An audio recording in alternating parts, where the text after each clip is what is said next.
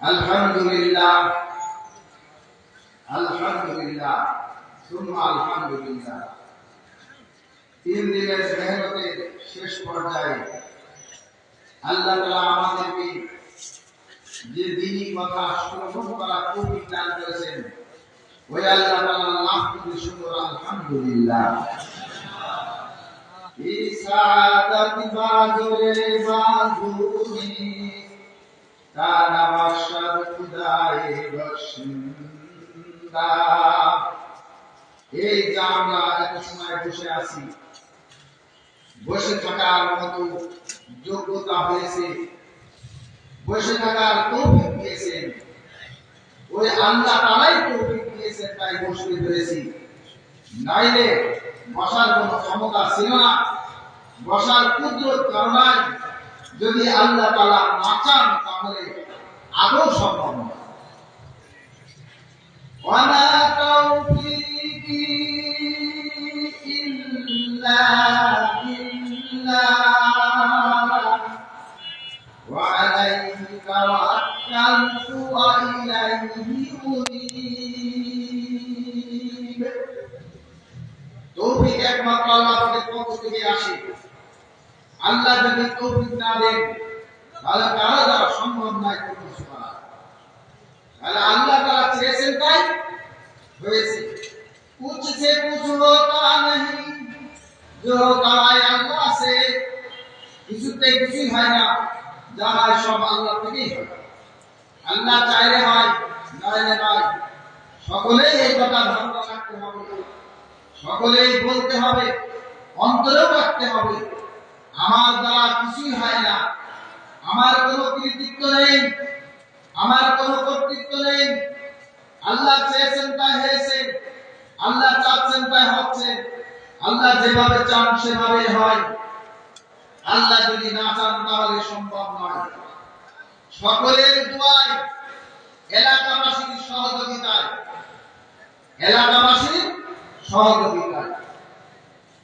এজন্য সকলের জন্য উচিত, যারা আমরা মুহাজির, কোন ব্যক্তি যদি কোন গ্রামে উপস্থিত হয়, ওই গ্রামের মানুষদেরকে বলে আনসার, সাহায্যকারী ব্যক্তি। দিন জিন্দা হয় দুই দলের দ্বারা, একদল আনসার, একদল মুহাজির। আমরা যারা এসেছি তারা সকলেই মুহাজির, আর এই গ্রামের মানুষ এরা হলো আনসার। এই গ্রামের মানুষের প্রতি মহব্বত আমাদের অন্তরে রাখতে হবে। যাদের অন্তরে এই গ্রামের মানুষের প্রতি মহব্বত আছে তারাই মুমিন, আর যাদের অন্তরে এই গ্রামের মানুষের প্রতি দুশমনি আছে তারা মুনাফিক। কে বলেছে? কে বলেছে? রাসূলুল্লাহ সাল্লাল্লাহু আলাইহি ওয়াসাল্লাম। এই জন্য এই গ্রামের মানুষের জন্য দোয়া করা, দোয়া করতে হবে আল্লাহ যেন তাদের মধ্যে বরকত বাড়িয়ে দেন, তাদের মনকে আরো প্রফুল্ল করে দেন, তাদের মনকে আরো বড় করে দেন। তাদের কুরবানি বহু বড় কুরবানি, যে কুরবানির কথা আগেও শোনাইছি আপনাদেরকে। এই কুরবানির বদৌলতে আল্লাহ তাআলা আজ আমাদেরকে এখানে বসার তৌফিক দান করেছেন।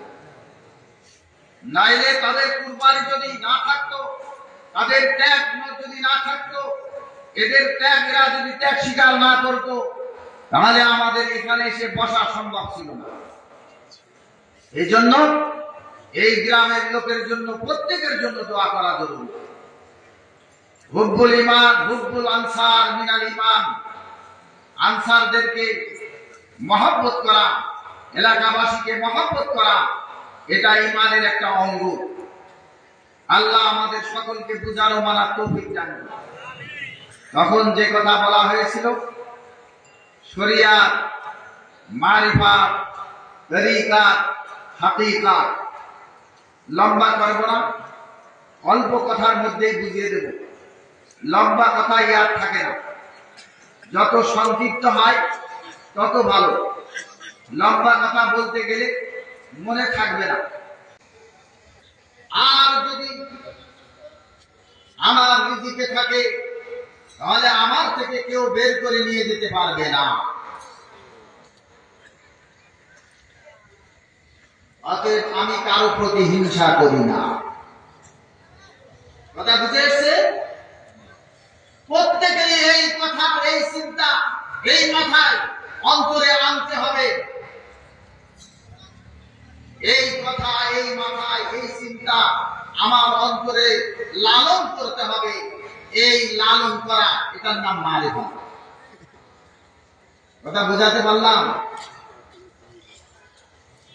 আল্লাহর পরিচয়, মারিফাত মানে পরিচয় পাওয়া। এই জন্য পরিচয়ের কথা বলা হয়। 5 জিনিসের পরিচয় আমাকে পেতে হবে।